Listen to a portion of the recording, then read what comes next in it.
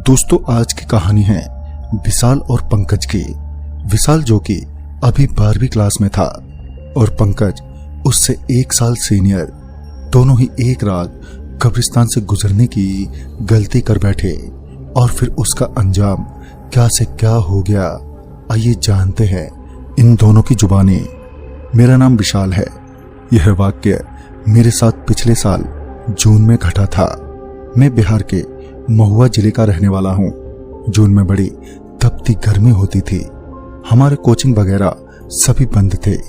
एक बार की बात है, मैं और मेरा दोस्त पंकज एक दूसरे गांव अपने टोले के एक चाचा की शादी में गए थे। शादी में घर से सिर्फ किसी एक आदमी को ही न्योता था।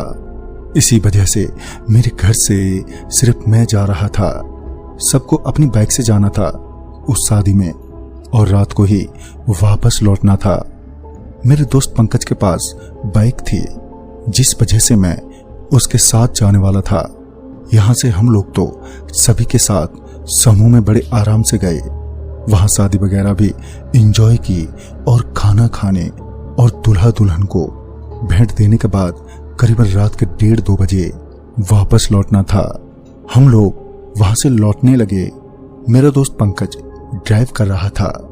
अचानक ही आगे से मेरे दोस्त ने राइट टर्न ले लिया, जिसने मुझे हैरान कर दिया था। इस पर मैंने पंकज से पूछा भी, अरे भाई, ये तूने गाड़ी क्यों मोड़ ली?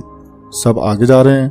तो उसने कहा, ये देख, इस रास्ते से हम सीधे 20-25 मिनट में पहुंच जाएंगे और उस रास्ते से लगेगा 1 घंटे। और मैं बहुत ज्यादा थक भी गया हूं और नींद भी आ रही है मेरे को। इसी वजह से अगर इस रास्ते से हम चलेंगे तो जल्दी पहुंच जाएंगे।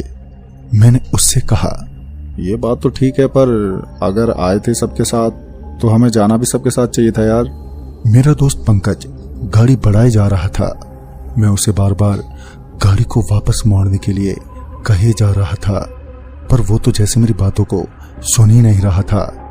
और मैं तो कभी इस रास्ते से गुजरा भी नहीं था, जिस वजह से मैं अपरिचित था इस रास्ते से।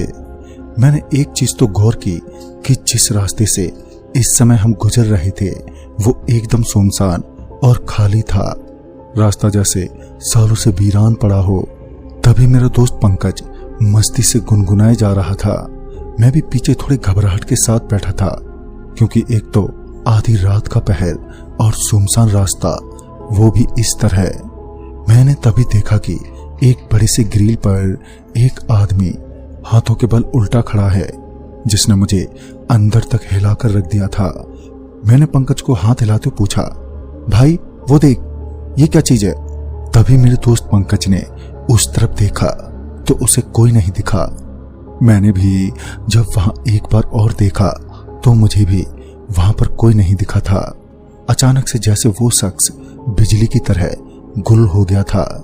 इस पर पंकज हंसने लगा और हंसते हुए बोला, अब कब्रिस्तान से गुजरते वक्त हर किसी को ऐसे ख्याल आते हैं, तू बहुत बड़ा डरपोक किस्म का है। मैंने उसकी बात को काटते हुए कहा, तेरा क्या मतलब है? क्या ये जो सामने जंग लगा हुआ ग्रिल है, इसके पीछे कब्रिस्तान है? तभी पंकज बोला, हाँ, इस समय हम एक कब्रिस्तान से गुजर रहे हैं। मैं पंकज पर बरस पड़ा। उससे मैंने चिल्लाते हुए कहा, अबे अरे यार, आज तेरा मरवाने का इरादा है क्या? तुझे पता भी है तू किस रास्ते पर ले आया है? खुद भी मरेगा और मुझे भी मरवाएगा। पंकज फिर से हंसने लगा और बोला, मैं तो तुझे सिर्फ डरपोक समझता था, पर तू तो कुछ ज्यादा ही डरपोक है। उस समय पता नहीं मेरे मुंह से क्या निकल गया, जिसने मेरे आगे के समय को पलट कर रख दिया। फिर मैंने भी उसे गुस्से में कहा, अच्छा, जैसे तुझे तो डर ही नहीं लगता होगा, तेरे में हिम्मत है तो क्या तू अंदर जा सकता है? ऐसे बाहर से तो सभी बड़े बड़े बोलते हैं। मेरा दोस्त भी पता नहीं उसे क्या सूझा, उसने गाड़ी घुमाई और वापस कब्रिस्तान के ग्रिल के सामने जाने लगा। मुझे भी लगा कि शायद ये मजाक कर रहा होगा, पर नहीं, उसका इरादा कब्रिस्तान के अंदर जाना था। ये एक मुस्लिम इलाका था जहां से इस समय हम गुजर रहे थे। मेरे दोस्त ने कब्रिस्तान के ठीक सामने गाड़ी रोकी और कब्रिस्तान के ग्रिल को लांघकर अंदर घुस गया। मैं तो उस वक्त बाहर ही रहा। मैंने उस समय अपने फोन में समय देखा तो रात के 2:30 बज रहे थे। मेरा दोस्त काफी अंदर जा चुका था। मुझे इस वक्त बहुत डर लग रहा था। मैं बाहर से ही मेरे दोस्त पंकज के वापस लौटने का इंतजार कर रहा था। मुझे तो उसकी चिंता भी हो रही थी कि पता नहीं आज क्या होगा उसका। पर काफी समय गुजर जाने के बाद मेरा दोस्त वापस नहीं लौटा। मैं मेरे दोस्त को इस तरह कब्रिस्तान में आधी रात को अकेले छोड़कर जा नहीं सकता था। मन में डर भी था, क्योंकि घर पहुंचने के बाद सबसे पहला सवाल मुझसे यही होता कि पंकज कहाँ है। भगवान ना करे अगर पंकज को कुछ हो गया हो तो फिर सभी लोग मुझे ही इसका जिम्मेदार मानते। इसी वजह से मैंने भी कब्रिस्तान में दाखिल होने की बेवकूफी की।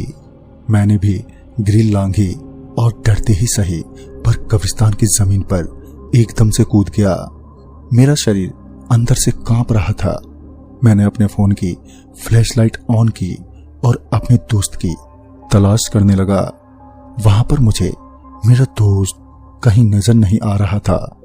मैं धीरे धीरे कब्रिस्तान के आखिरी छोर की तरफ बढ़े जा रहा था।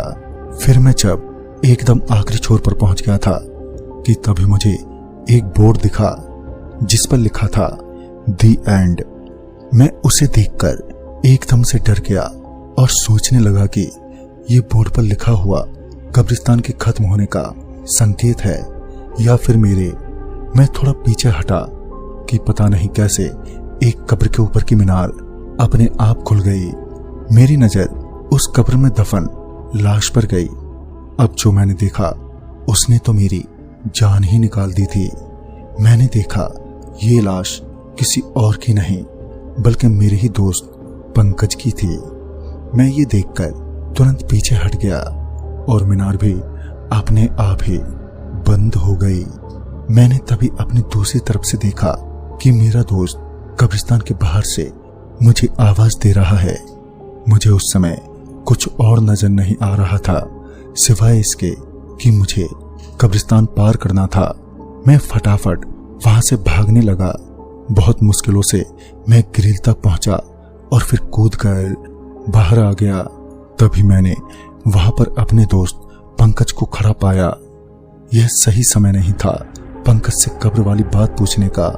इसी वजह से उसके और मेरे लिए सबसे जरूरी था कि घर पहुंचना। मेरा दोस्त पंकज बाइक स्टार्ट करने लगा पर बाइक स्टार्ट ही नहीं हो रही थी। पर फिर जो हम दोनों ने देखा उसने तो हमारी सांसें थमा दी थी। मैंने और मेरे दोस्त पंकज ने हूबहू अपनी शकल से दो शख्स देखे जो कि कब्रिस्तान से बाहर आ रहे थे। वो दोनों लगातार अपने कटे हुए सिर को घुमाए जा रहे थे जो कि माहौल को और डरा रहा था। उनका सिर कुछ इस तरह कटा था जैसे किसी ने नपाई से उनके सिर को गोल करके किसी खंजर से काट दिया हो। अब वो टहलना छोड़कर दौड़ना शुरू कर दिए। मेरा दोस्त पंकज लगातार बाइक को स्टार्ट कर रहा था पर बाइक स्टार्ट होने का नाम ही नहीं ले रही थी। तभी वो दोनों शख्स अब कब्रिस्तान की दीवार कूदने ही वाले थे कि खुशकिस्मती से बाइक ने अपना इरादा बदल लिया और बाइक स्टार्ट हो गई। पंकज ने बाइक को फुल स्पीड पर लिया और मैं उसके पीछे ही बैठा था। पंकज भी हद से ज्यादा डरा हुआ था।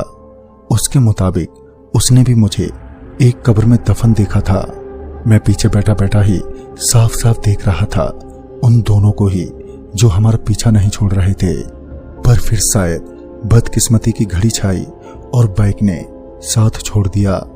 बाइक हमारी फिर से एक बार बंद पड़ गई।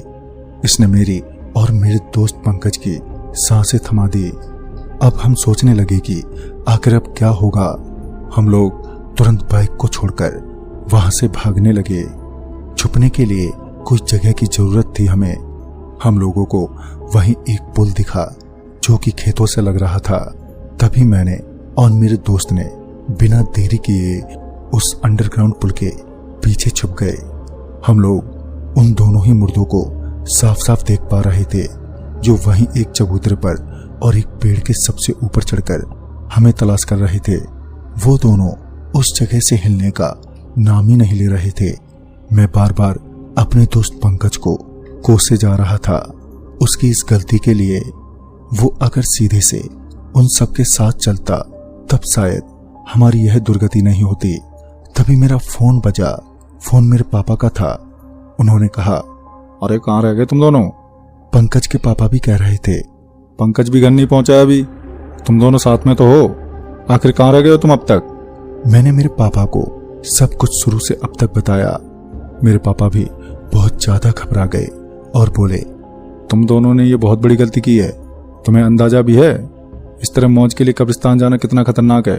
तुम लोग वहीं छुपे रहो और वहां से बाहर मत निकलना तब तक जब तक हम न पहुंचते।